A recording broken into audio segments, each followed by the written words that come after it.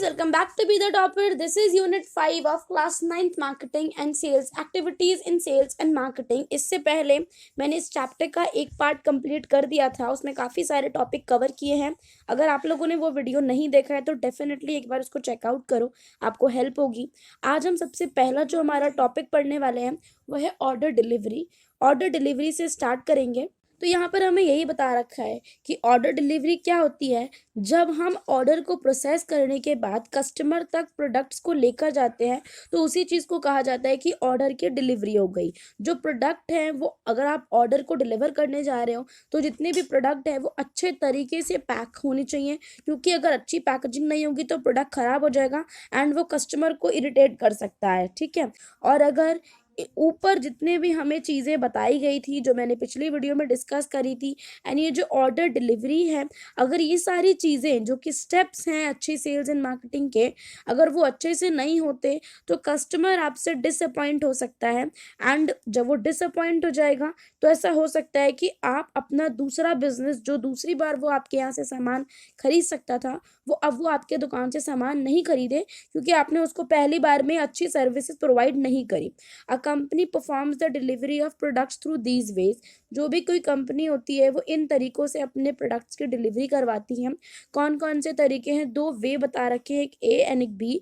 The consumer collect the product themselves. एक तो ये हो सकता है कि कंज्यूमर खुद आके प्रोडक्ट को ले, और दूसरा ये हो सकता है कि हम लोग कोरियर सर्विस का भी इस्तेमाल कर सकते हैं, कि मतलब जो भी कंपनी है वो एक उसकी कोरियर सर्विस हो, तो जो भी सामान मंगा रहा है उसके यहाँ पे पहुँच जाए. या तो वो लॉजिस्टिकल सर्विस प्रोवाइडर्स की हेल्प ले सकती है या फिर ड्रॉप शिपर्स जो कि घर तक चीज़ें छोड़ के आते हैं, जैसे कि शिपिंग होती है. जो बड़ी बड़ी कंपनीज होती हैं वो ऑफन मल्टीपल डिस्ट्रीब्यूशन सेंटर्स का इस्तेमाल करती हैं कि जो भी सामान है वो उनके डिस्ट्रीब्यूशन सेंटर्स के थ्रू ही आगे पहुँच जाए, जो कि स्ट्रैटेजिकली लोकेटेड होते हैं कि भाई इस इलाके के आसपास हमारे ज़्यादा कस्टमर रहते हैं तो हम यहाँ पर अपनी जो डिस्ट्रीब्यूशन सेंटर है वो लगाएंगे ताकि यहाँ तक कि इस सेंटर से सामान आराम से पहुँच सके. जैसे ही कस्टमर के पास उसका ऑर्डर रिसीव होता है तो चाहे वो लड़का हो या लड़की हो, जो भी हो ही शी, वो पूरे ऑर्डर को प्रोसेस करते हैं, चेक करते हैं कि भाई जो सामान हमने मंगाए थे क्या वही आए, कहीं कोई गलत सामान ना आ गया हो.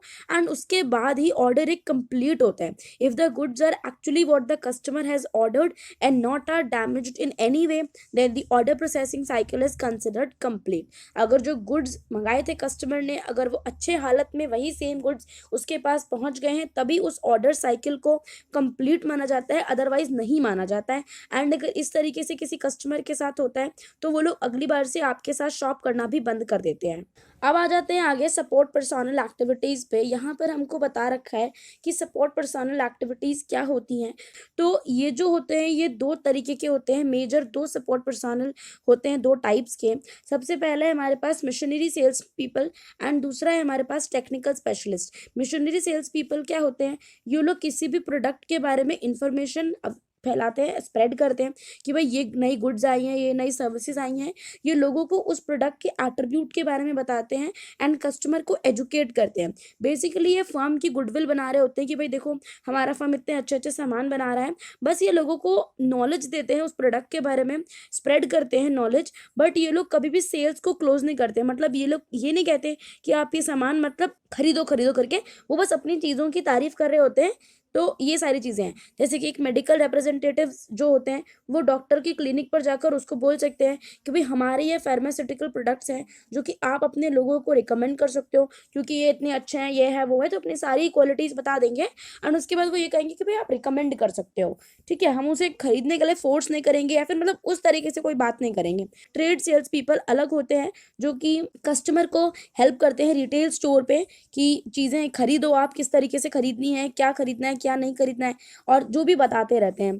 ठीक है. दूसरे तरीके से अगर हम देखें तो टेक्निकल सेल्स पर्सन होते हैं जो कि टेक्निकल असिस्टेंट्स देते हैं. टेक्निकल असिस्टेंट्स में क्या आ जाता है? टेक्निकल हेल्प देते हैं करंट कस्टमर्स को. अगर किसी को भी कोई दिक्कत हो गई तो बेसिकली वो ट्रेंड इंजीनियर्स होते हैं.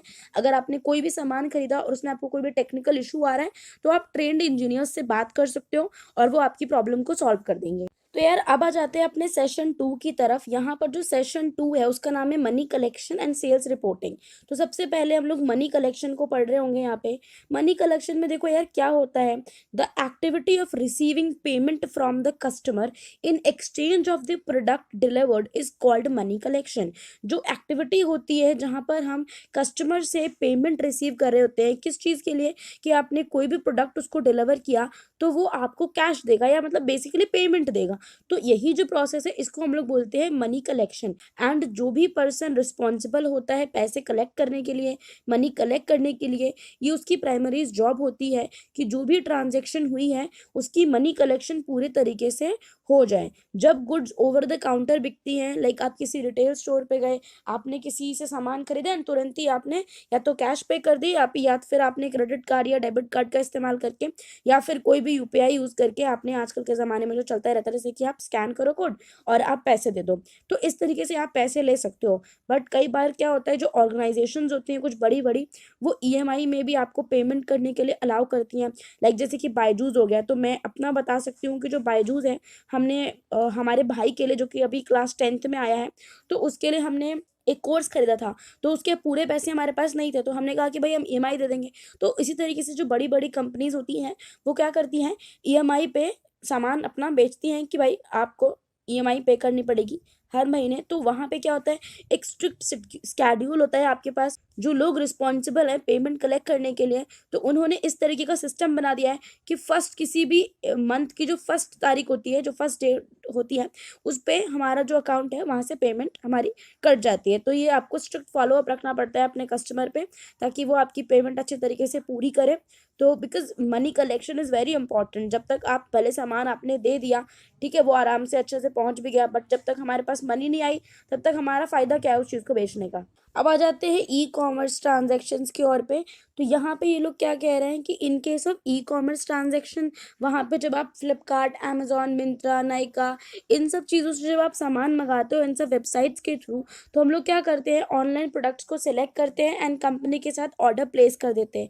और ये जो ऑर्डर होता है ये 7 वर्किंग डेज के बीच में, मतलब इतना टाइम अप्रॉक्सीमेटली लगता है, एंड कोई भी जो ऑर्डर है वो आपको उसकी डिलीवरी उसकी मिल जाती है। मोस्ट ऑफ द जो कंपनीज होती हैं वो एडवांस पेमेंट प्रेफर करती हैं कि भाई आप डेबिट कार्ड या इलेक्ट्रॉनिक, मतलब इलेक्ट्रॉनिकली आप पैसा ऑनलाइन पे करो पहले ही।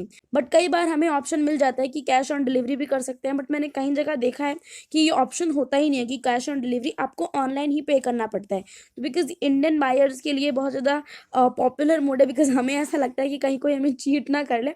तो काफ़ी बार मेरे साथ ऐसा हुआ है, क्योंकि इंस्टा पे काफ़ी सारी अच्छी अच्छी चीज़ें मैं देखती रहती हूँ, मेरा मन करता है इसे ले लूँ, बड़ी अच्छे ही पैसों में मतलब वो मिल जाती है, बट मैं फिर भी उसके लिए ऑनलाइन पे नहीं करती, बिकॉज मुझे इतना ट्रस्ट नहीं होता कि वो चीज़ मेरे पास आ ही जाएगी, तो इसलिए मैं कभी करती नहीं हूँ वो चीज़। तो ये हो गया हमारा कि जो हम कैश ऑन डिलीवरी कर सकते हैं। और यार यहाँ पे अब हम आ जाएंगे in case of business to business sale. Business to business sale में क्या होता है, जो भी बंदा रिस्पॉन्सिबल होता है मनी कलेक्शन के लिए, वो पेमेंट ले सकता है थ्रू चेक या फिर इलेक्ट्रॉनिक फंड ट्रांसफर के थ्रू। और जब लार्ज पेमेंट, जब बड़ी बड़ी पेमेंट जैसे कि करोड़ों वाली पेमेंट हो गई या 50 लाख पेमेंट हो गई, 2-3 लाख हो गई, तो ये भी बड़ी बड़ी पेमेंट है। तो यहाँ पर क्या होता है कि बोला जाता है कि या तो आप अकाउंट पे ही चेक बनाओ या फिर आरटीजीएस करो ताकि पेमेंट आ जाए। बिकॉज इनकम टैक्स का ऐसे रूल्स भी होते हैं जहाँ पे आप बहुत बड़े बड़े जो पेमेंट हैं वो आप कैश में नहीं कर सकते। ये अलाउड नहीं होता है कि आप इतने बड़े बड़े अमाउंट जो है आप कैश में डील करो। तो ये क्योंकि इलीगल भी हो सकता है एंड इनकम टैक्स वालों को पता नहीं चल पाएगा ना, मतलब ऑनलाइन आपके पास कोई प्रूफ भी नहीं रहेगा और इतनी इनकम इसको हो रही है, तो जिसको भी आप सामान दे रहे हो, पैसा दे रहे हो, उसको तो इनकम ही हो रही है, तो वो उस पर टैक्स नहीं लगेगा। तो बड़ी बड़े बड़े जब अमाउंट में आप डील कर रहे होते हो तो आपको ऑनलाइन ही पेमेंट करनी होती है। जो आपको अच्छा बिजनेस करना है तो आपको ये चीज़ रिक्वायरमेंट उसकी होती है कि कलेक्शन ऑफ बिल अच्छे तरीके से हो जाना चाहिए, मतलब कस्टमर को कोई भी प्रॉब्लम ना हो, कस्टमर को कोई डिसप्लेजर ना हो, कोई डैमेज ना हो, और उसको बिल आराम से मिल जाए। For this method of collection also a strict follow up is essential, otherwise the money collection effort may become ineffective। और ये जो स्ट्रिक्ट फॉलोअप भी रखना पड़ता है जब आप इतने बड़े अमाउंट में डील कर रहे होते हो, बिकॉज आपको फिर उसके बाद दिक्कत हो सकती है अगर आपके कस्टमर ने आपको पैसा नहीं दिया या फिर उसको बिल नहीं मिला या फिर ऐसी चीज़ें जो हो जाती हैं, ये कस्टमर और बिजनेस करने वाले का रिलेशनशिप भी खराब करती हैं एंड उसके बाद आपको बाद में भी दिक्कतें आती हैं। अब आ जाते हैं डेली सेल्स रिपोर्टिंग पे। तो यहाँ पर हमको यार देखो क्या बता रखा है कि ये एक प्रोसेस होता है जहाँ पे जो सेल्समैन होते हैं वो अपने से सुपीरियर लोगों को रिपोर्ट करते हैं कि हमने आज के दिन में इतना काम किया है। अपने पूरे दिन की जो सेल्स परफॉर्मेंस होती है वो अपने सुपीरियर्स को बताते हैं एंड बिकॉज जो सेल्स पीपल होते हैं वो मोस्टली मार्केट में काम कर रहे होते हैं, ऑफिस के किसी एक पर्टिकुलर एरिया में बैठ के काम नहीं कर रहे होते हैं, तो उनको देखना बड़ा मुश्किल हो जाता है कि वो एक्चुअली में काम कर रहे हैं कि नहीं कर रहे हैं। सेल्स मैन के साथ ये बड़ी प्रॉब्लम रहती है। तो जो डेली सेल्स रिपोर्ट होते हैं ये बताते हैं, मतलब उससे बड़े ऑफिसर को ही बता देते हैं कि भाई वो बंदा काम कर रहा है, ये भाई कॉल कितने कॉल्स हुई है, कितने आप कस्टमर्स से मिले, कितने आप जगह पर गए, अपने अपने प्रोडक्ट्स के बारे में बताया। तो ये सारी जो चीज़ें होती हैं ये ही आपको रिपोर्ट में लिखनी पड़ती हैं, अपने से सुपीरियर को देनी पड़ती हैं। एंड ये जो रिपोर्ट्स होती हैं अलग अलग जो कि सेल्स मैनेजर्स को मिलती हैं, तो उससे उनको हेल्प हो जाती है कि भाई मतलब अगर जो सेल्स पीपल है अगर सच्ची रिपोर्ट बना के देंगे तो सेल्स मैनेजर को पता चल जाएगा कि कितना काम हो रहा है एंड कितना काम होना चाहिए, और जो जो होना चाहिए या नहीं हो रहा है तो उसके बारे में वो लोग डिस्कस करेंगे, उसके लिए स्ट्रैटेजी बनाएंगे एंड अपने तरीके से फिर उसके लिए काम करेंगे। जो नहीं हो रहा है और होना चाहिए तो भाई हमें क्या क्या करना है। अब आ जाते हैं आगे। जो डेली रिपोर्ट्स होती हैं वो डिफरेंट टाइप्स की हो सकती हैं, अलग अलग कंपनीज अलग अलग तरीके की रिपोर्ट्स बनाती हैं, लाइक नेचर ऑफ प्रोडक्ट पर भी बेस करता है कि भाई कैसी इंफॉर्मेशन इसमें होगी। बट जो इसमें बेसिक इन्फॉर्मेशन होती है वो क्या होती है, सेल्स पर्सनल का नाम होता है, उसका कोड नंबर होता है, डेट होती है, किस डेट की बात हो रही है, किस डेट की रिपोर्ट है, द मार्केट वेयर ही और she worked during the day, किस जगह पर काम किया, कौन कौन से कस्टमर उसको मिले, किस प्रोडक्ट पे उसने सेल्स क्लोज की एंड किस चीज़ों के बारे में लोगों को बताया, प्रेजेंटेशन दिखाई नहीं दिखाई, ऑर्डर्स कितने लिए पूरे दिन में, क्या ऑब्जर्वेशन रही, क्या फीडबैक रहा। अब क्योंकि यार मार्केट देखो बहुत ही कॉम्पिटिटिवनेस मार्केट में आ चुकी है, तो अगर आप अपना एक सिंगल कस्टमर भी खो देते हो ना, एक सिंगल कस्टमर का भी जो लॉस है ये आपके लिए बहुत ही बड़ा हो सकता है। बिकॉज एक कस्टमर अगर आपसे रूठ गया या फिर उसने आपसे सामान लेना बंद कर दिया तो वो दूसरे को बताएगा, फिर वो आगे बताएगा, फिर वो आगे बताएगा, ऐसी चेन चलती रहती है। ठीक है, तो ये चीज़ खराब है। एंड जो जो रिपोर्ट्स होती हैं, जो भी सेल्समैन जो भी सेल्स पीपल ला के देते हैं अपने सेल्स मैनेजर्स को, उनसे उनको क्या हेल्प हो जाती है कि वो टाइम टू टाइम अपनी मार्केटिंग स्ट्रैटेजीज को बदल सकते हैं कि भाई इस एरिया में ये हमारी ये वाली जो मार्केटिंग स्ट्रैटेजी है वो काम नहीं कर रही है। अब जो सेल्स पर्सन होते हैं क्योंकि वो कंपनी से दूर होते हैं, कंपनी में बैठकर तो काम करते ही नहीं, उन्हें बाहर जाना पड़ता है, तो वो एक लिंक की तरह काम करते हैं सेल्स पर्सन, कस्टमर, मार्केट के बीच में एंड कंपनी के बीच में।